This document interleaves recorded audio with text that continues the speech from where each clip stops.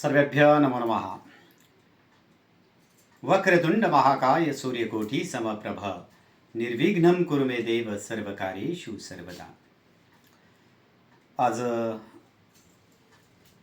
13 February 2026 इयत्ता 12वी म्हणजे HSC संस्कृत या विषयाचा पेपर संपन्न झालेला आहे आणि ज्या विद्यार्थ्यांनी इयत्ता 8वी 9वी आणि 10वीच्या वर्गात असताना खूप चांगल्या प्रकारे अभ्यास केला, बेसिक संस्कृत व्याकरणाचा भाग समजून घेतला, शाळेच्या माध्यमाने असेल किंवा ट्युशन क्लासेसच्या माध्यमाने असेल, त्या विद्यार्थ्यांना 12वीचा आजचा पेपर खरंच खूप सोपा गेलेला आहे।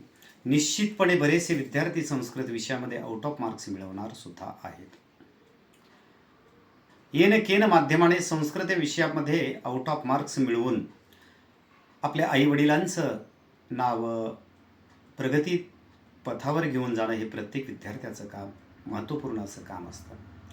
कारण आपल्या जीवनाला एक कलाटणी टर्निंग पॉईंट म्हणून ओळखलं जाणारं वर्ष म्हणजे एक उत्तर 12वी आणि एक 10वी। म्हणून या दोन्ही वर्षामध्ये विद्यार्थ्यांनी खूप चांगल्या प्रकारे अभ्यास करून चांगले गुण संपादन करणं गरजेचं आहे आणि त्याचबरोबर संस्काराची सुद्धा जोड आपल्या ज्ञानाला देणं अत्यंत आवश्यक आहे। तर ज्या विद्यार्थ्यांनी संस्कृत पेपर दिलेला आहे त्यांना खरंच मी मनोभावे ईश्वरचरणी प्रार्थना करतो की त्यांना बोर्डाच्या या पेपरमध्ये संस्कृतचे आउट ऑफ मार्क्स मिळावेत आणि निश्चित तुम्ही ते मिळवू शकणार आहात। जे विद्यार्थी 10वीच्या परीक्षेला सामोरे जाणार आहेत म्हणजे 20 फेब्रुवारीपासून परीक्षा देणार आहेत त्यांनी सुद्धा संस्कृत विषयामध्ये आउट ऑफ मार्क्स मिळवावेत अशी ईश्वरचरणी प्रार्थना करतो।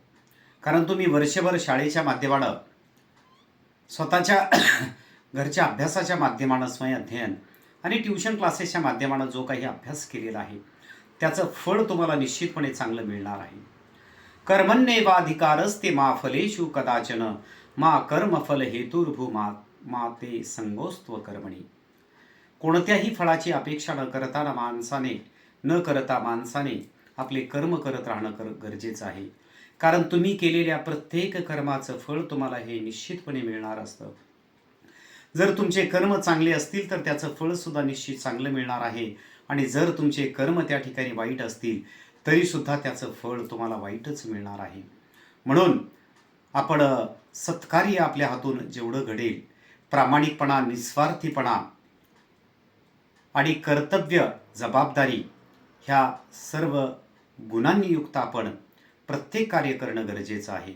असो, शारदा संस्कृत क्लासेसच्या वतीने माझ्या सर्व संस्कृत प्रिय विद्यार्थी बंधू भगिनींना माझ्याकडनं मनस्वी हार्दिक शुभेच्छा आणि तुम्ही संस्कृत हा विषय खूप छान प्रकारे शिकतात त्याबद्दल तुमचे सुद्धा मनपूर्वक अभिनंदन। धन्यवाद।